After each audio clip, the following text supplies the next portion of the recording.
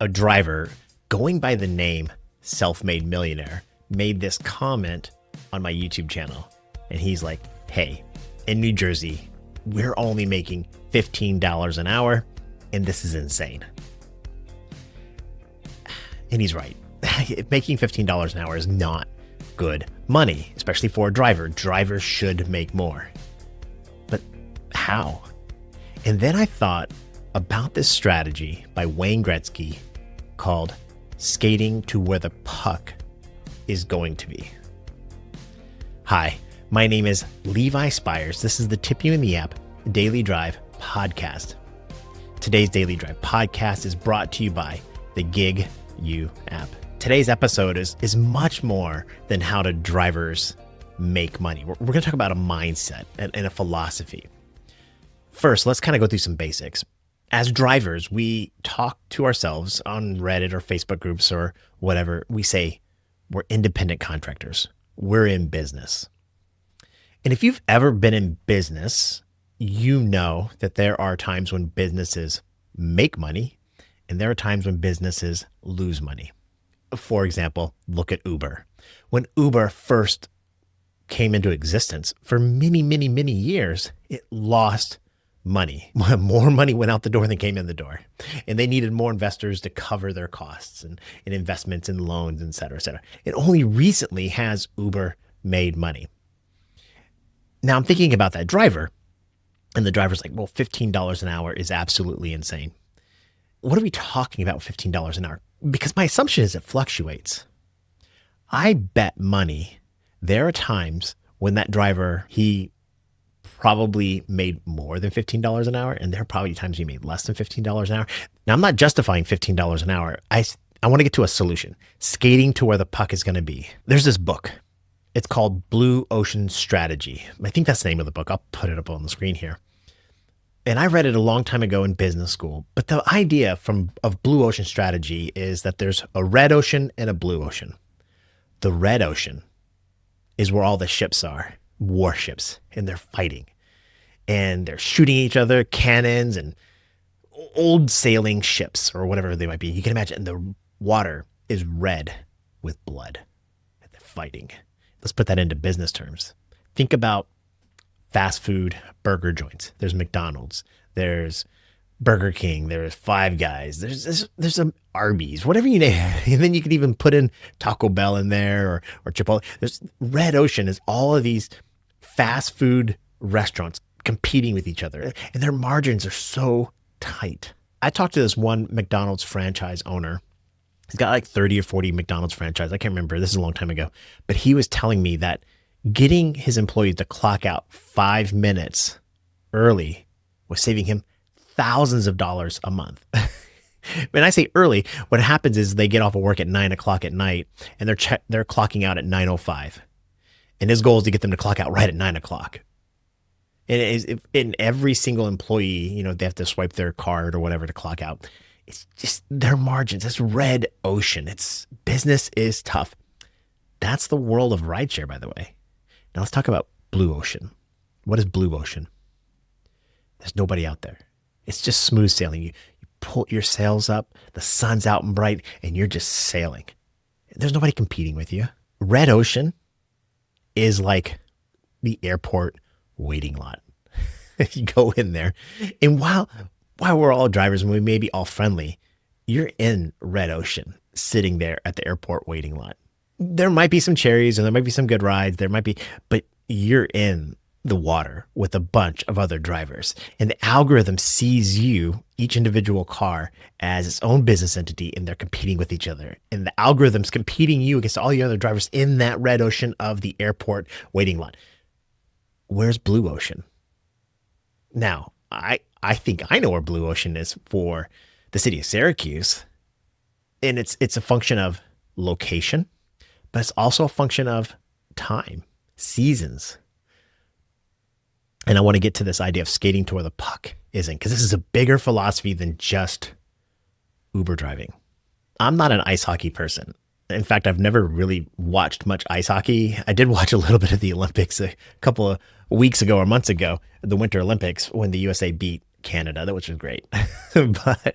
So I did watch a little bit, but The philosophy is skating to where the puck is going to be. That's a Wayne Gretzky quote. And Wayne Gretzky is arguably the greatest ice hockey player ever. And when you're skating, you don't want to skate to where the puck is because the person with the puck is going a different direction too. So you want to skate to where the puck is going to be. It's like angles. You're cutting off the angle. Maybe another analogy would be finding open space on the field if you're playing soccer or football, or on the court trying to get open. You're trying to get away from the defense. You're trying to get away from it all. Skating to where the puck is going to be is this philosophy is like, the puck is going to get there. So if you can get there first, whether somebody passes it there, they lose the puck there, or the attacker's going that way and the defender needs to go there, it is getting to the future. Trying to predict the future is what it's really about. Okay, now let's take a step back. Capitalism is this idea of a race to the bottom. And depending upon what end of that race to the bottom you're on, it could be a good thing or a bad thing. I bought a plasma TV maybe 20 years ago for like $5,000, 55-inch. And I'm saying plasma. I don't know. Maybe it's LED. I don't know. But I paid $5,000 for this TV, and I was so proud of it. And I still have that TV today. Now, I can go into Walmart and buy a TV that's like 80 inches instead of 55 for less than $1,000. They're so affordable now. I'm recording this episode on my phone. This is my phone right there. I'm looking at it, my iPhone. And my iPhone, one of the greatest things of technology ever made by humans.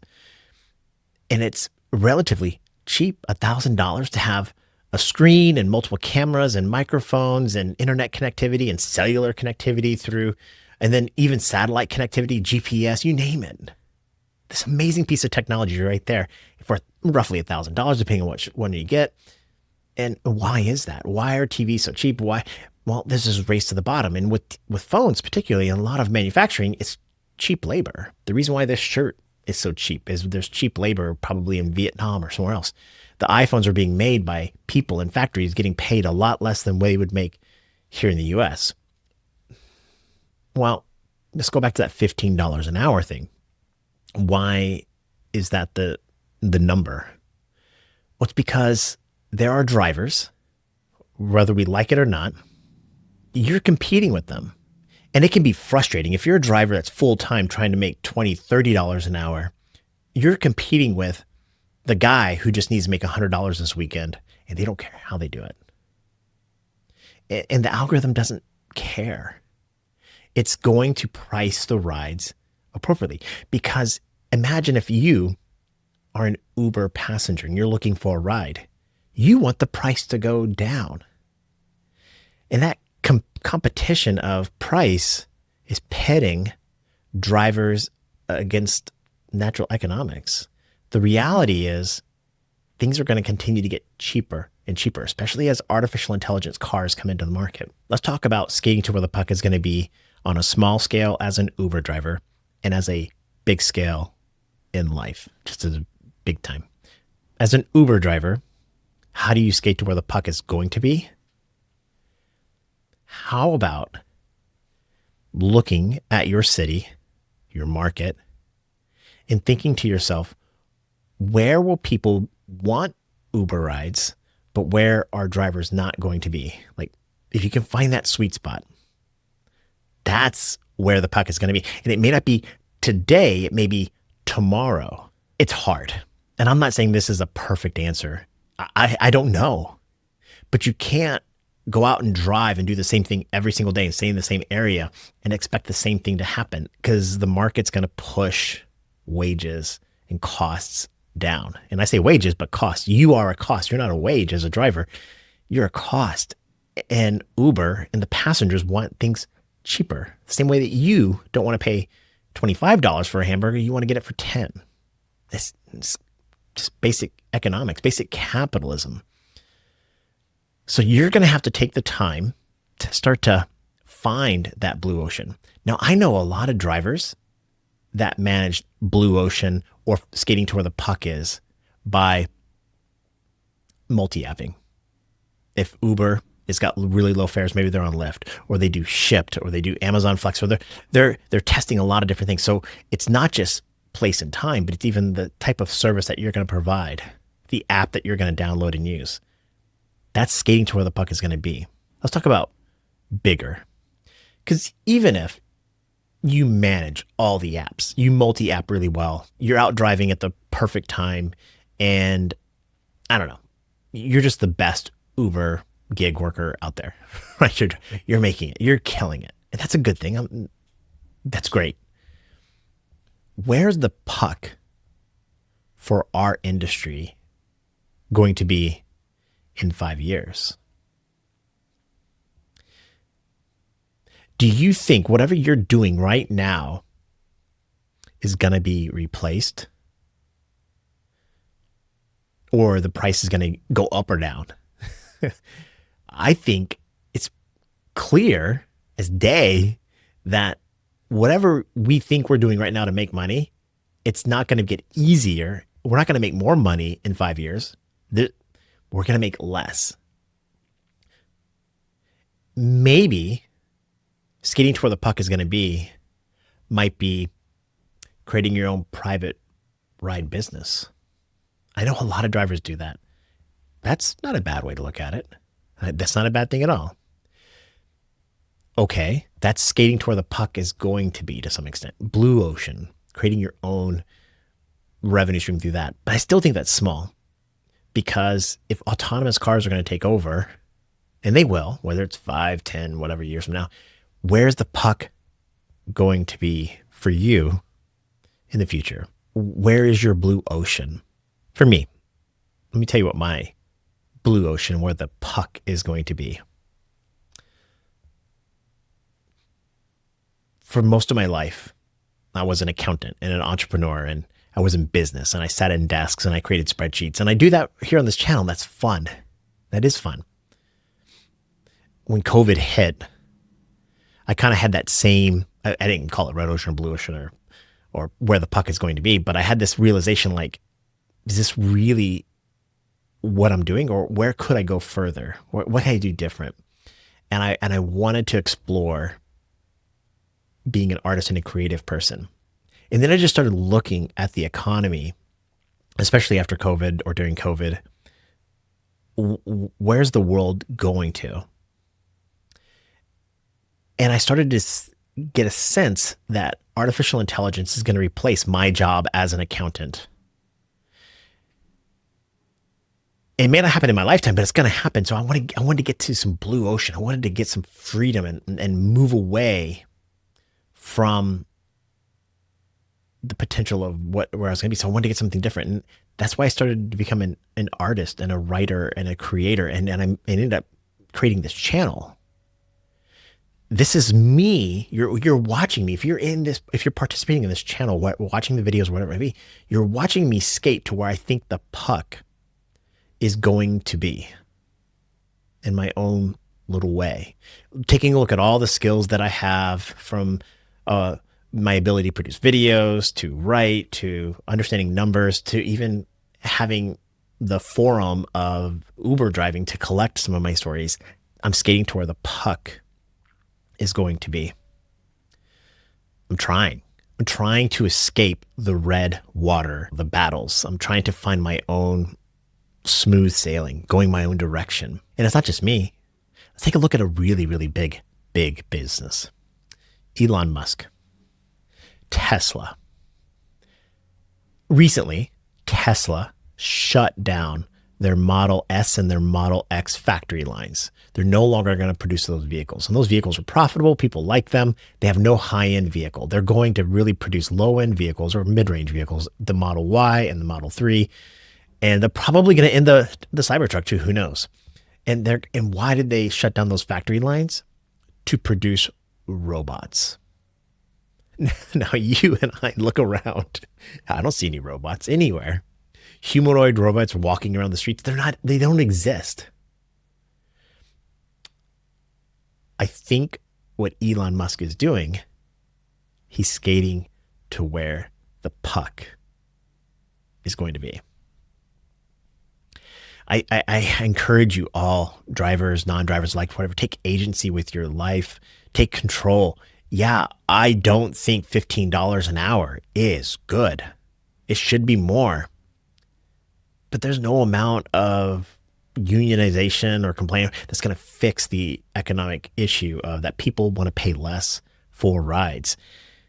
And if we're independent contractors and we're in control of our own business, maybe instead of looking to Uber, these apps to solve, or the government or some sort of union to solve these problems, take our own agency. And you have skills. Maybe you're really good with math, or you're a singer, or you know how to cook really well. I don't know. You have skills that are beyond the gig of rideshare. Maybe you're really smart at rideshare and you should set up your own private ride business. These are all things. Skate to where the puck is going to be, and never think that you've reached the puck. See, once you reach the puck's going to move somewhere else. You got to skate to where that puck's going to be. It's always this. So always get a step or two ahead of where the puck is going to be.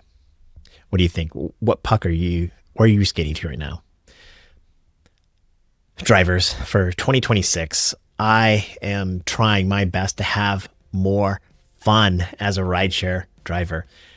I tell you, last year I got burnt out. I really did. I got burnt out trying to fight in that red ocean, maximize my surges. Or I started to pursue my own little blue ocean strategy, my own little skate to the puck kind of thing. And so for me this year, for 2026, I'm trying to have more fun. Doesn't mean I accept less money or anything like that. We should all make as much money as possible. But yeah, have some fun. That's why I got into this gig to some extent. I want you to be safe, healthy, happy, make as much money as possible. I really do. But have fun. Drivers, I'm cheering for you. My name is Levi Spires. This is the Daily Drive Podcast. Thank you so much for watching.